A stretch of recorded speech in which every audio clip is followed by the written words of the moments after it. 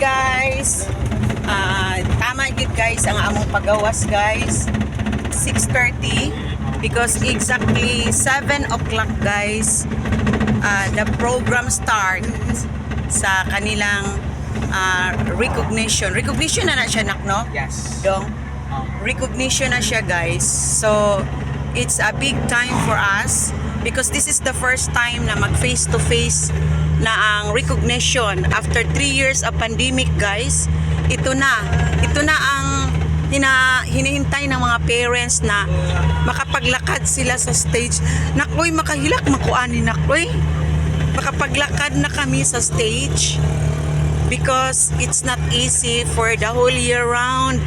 Yung mga bata, they are struggling for sa daming mga assignment, mga performance task, at ito na ang aming financial sa ginangan anak my babes. Financial support. Say hi sa ating mga subscriber my babes. Anak lang my babes sa imong kamot kaway-kaway. Hindi kakaway si daddy siyang Hindi na kakaway. Pasensya na mga subscribers. So na kung sa imong feelings with high honor. Okay naman. Okay ra. Kung saan ni pagbali nga makita na po na akong face. Dili siya no? Ana na po kunak be.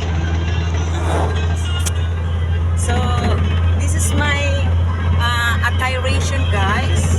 A beautiful mommy na mag-adto na sa stage. Super proud because my son is high honor and my daughter is with honor.